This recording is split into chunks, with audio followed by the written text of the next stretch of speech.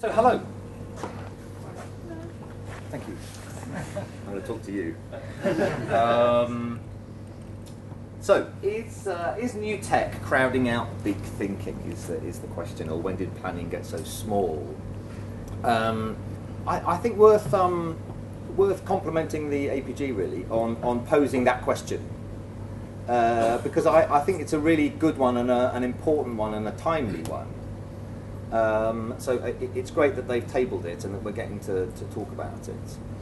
And the reason why it's important, I think, is not so much in the way the question's phrased, because it looks slightly accusatory, doesn't it? The questions come from, as an introduction, perhaps the APG Awards, where there was only one gold award that was tech-based, which was this one.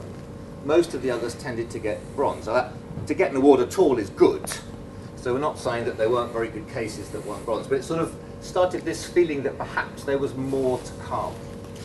And I want to take the question in a very constructive manner, which is not to sort of point fingers, but to think how can we all get better at all of this, and look a little bit at what I think is getting in the way of us doing more.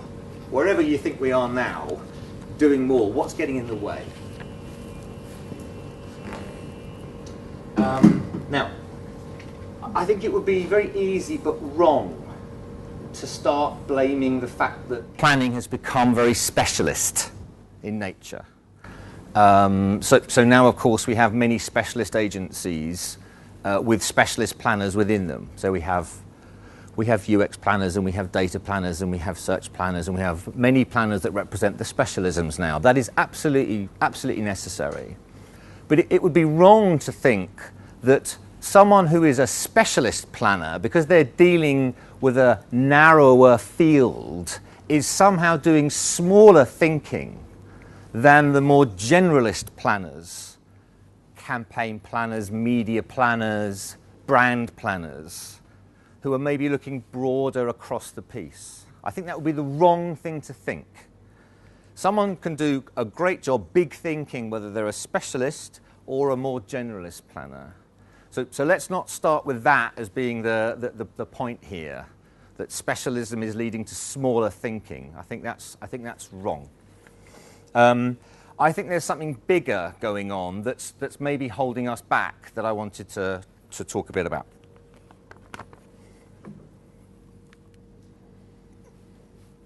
How do I get rid of this? There we go. There we go. I mean, something I feel is that I don't think the industry, the planning industry, or the industry at whole, really shares any real fundamental understanding with each other about how communication works now. I don't think we do. I think if we ask lots of people in this room, how does communication work now, I think I get lots of different answers. And you read them all the time, don't you? It's all about storytelling, I read a lot. Tell the brand stories in chapters. It's all about social media. Simply get your brand spoken about in the right ways in social media. That's actually how communication all works.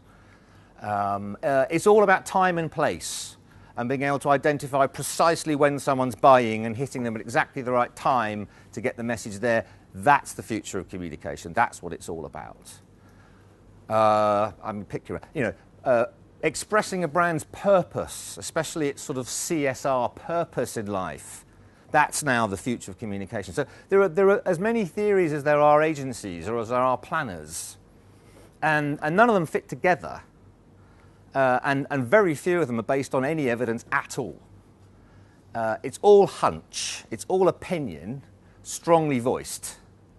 So it means that as an industry or as a community, we don't really have any of the same basic scaffolding around which to build our answers. And I think that's a problem.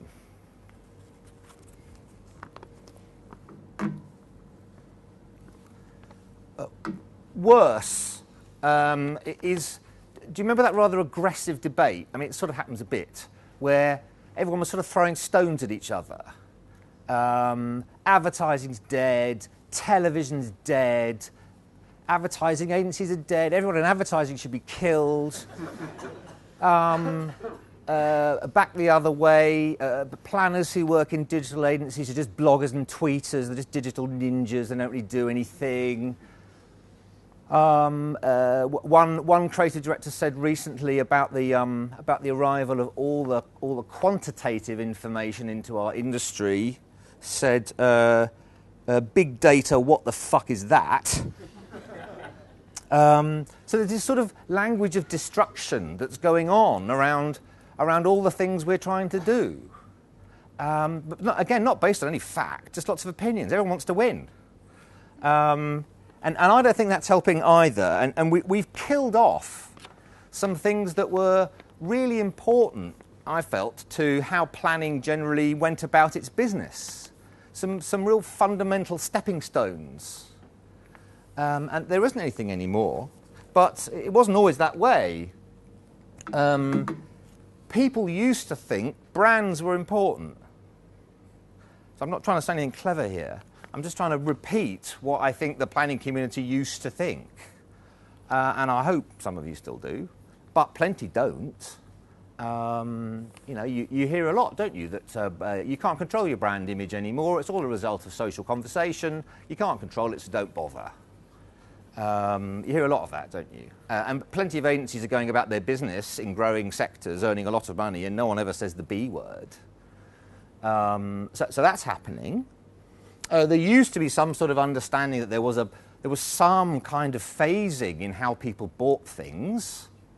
Again, nothing particularly complicated, but roughly they didn't just jump and buy something. Some things happened.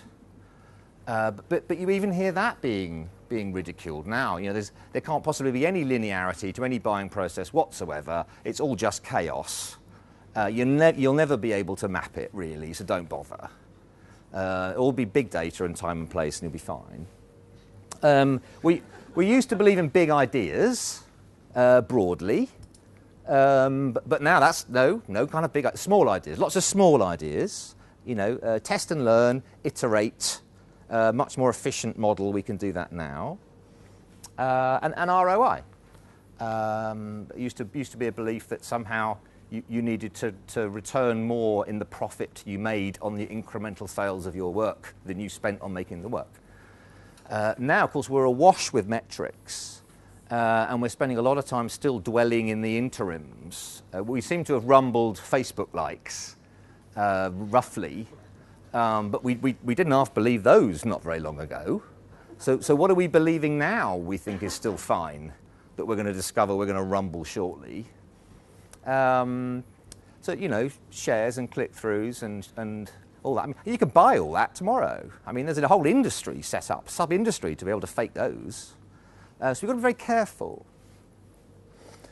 Now, don't get me wrong. I'm not saying I'd like these to come back.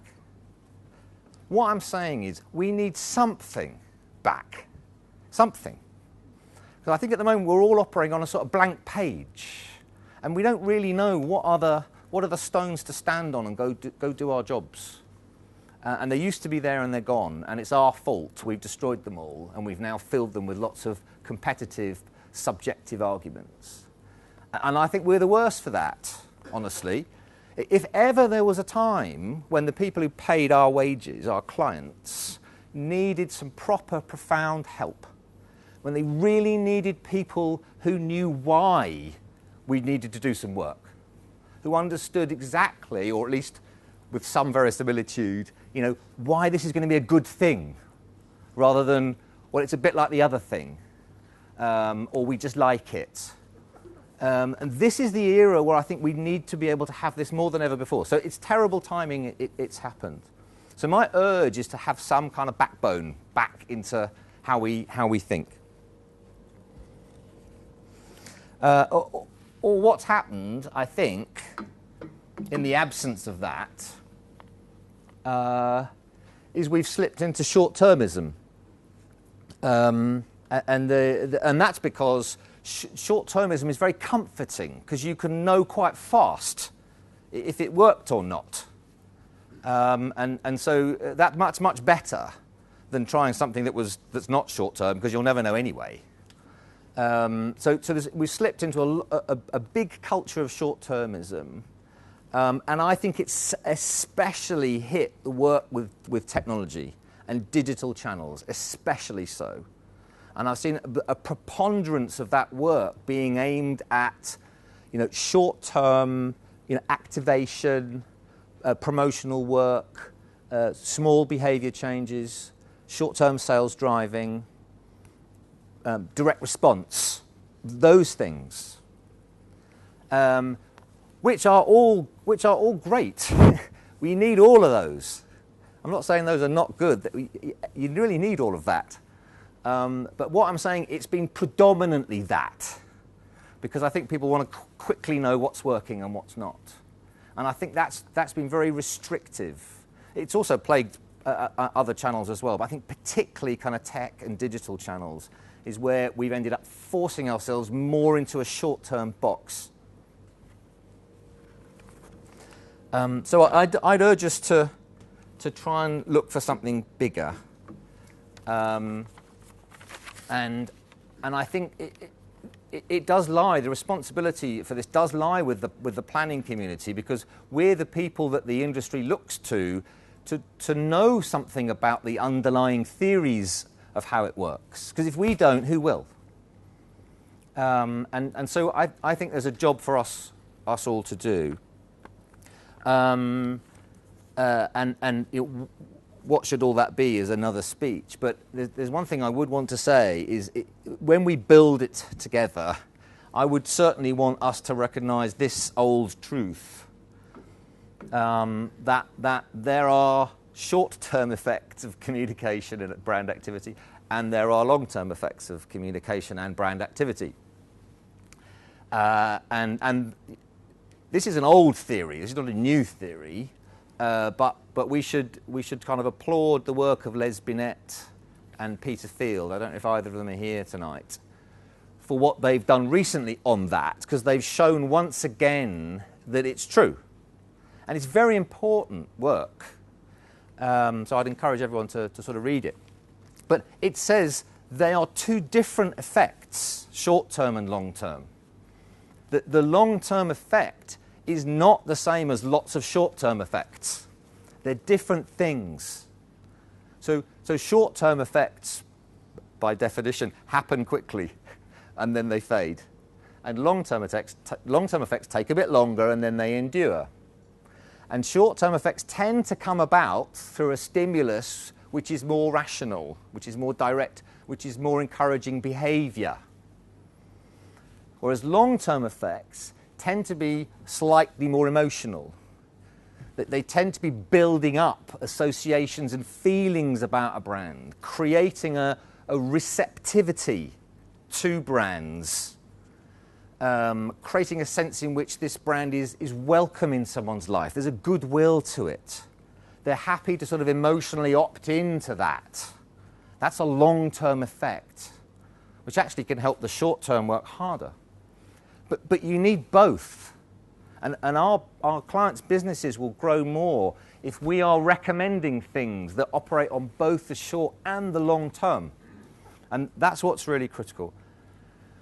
And my fear is that we are boxing tech and digital into short term, unconsciously, maybe. But that's what's happening. And that is a terrible sadness, because clearly the influence of technology is much, much more fundamental than that, surely. I mean, thinking how technology is changing the world and changing business models and fundamentally changing products, and yet we're dominantly using it to create short-term sales effects. Really?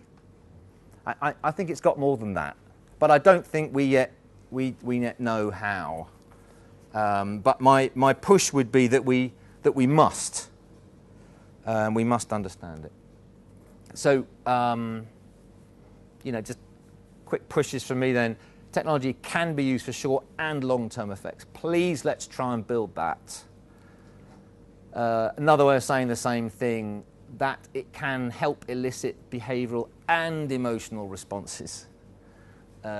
Please let's think of it like that. I think it's proved itself at short term. It's proved itself as being able to influence behavioural pieces. Done, in my book.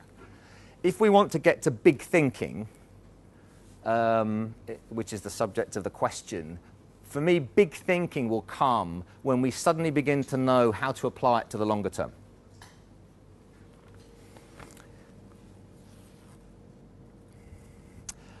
I mean, I'll just want to only talk for a few more minutes, but you're thinking, give me an example, and you'd be right to ask for one because it does help. I just want to show you what one brand is doing, which I think, to my eyes, is helpful to see, because I think they have got an eye on the future and the longer term, and I think they have got an eye on how it builds their brand, and they are trying to do more emotional things with it. I've chosen Burberry, partly because it's sort of it's an agency-neutral piece of work, and partly because I work in Knightsbridge, and everyone wears Burberry. And so I'll show you the famous bits. You'll know, I think. So that looks pretty horrible on the screen, but it's actually a very beautiful piece of work. So do people know Art of the Trench? I mean, it's the famous kind of front bit, and it's really, really nice. I mean, if you haven't seen it, it's very simple. Just, a wonderful online gallery of how people are wearing the trench coat. Simple stuff. But, what are they doing? They're helping make the values of the trench coat be iconic for the Burberry brand. They're also talking about the individuality of people who wear Burberry, because it's all about the different ways in which you can wear it. All very nice. Less well known is their acoustic work. Do you know this? This is really, really nice. So unsigned indie, relatively unknown artists asked to play acoustically outside on the street, different places, uploaded here. Again, simple stuff, but associating the brand with the values of indie music, associating the brand with the values of acoustic, so a bit more real, a bit more honest, very nice. Also, just undertones here about CSR, because they're giving these bands an opportunity, a platform for exposure they're not normally getting. I think all these build. This is not just short-term direct response stuff.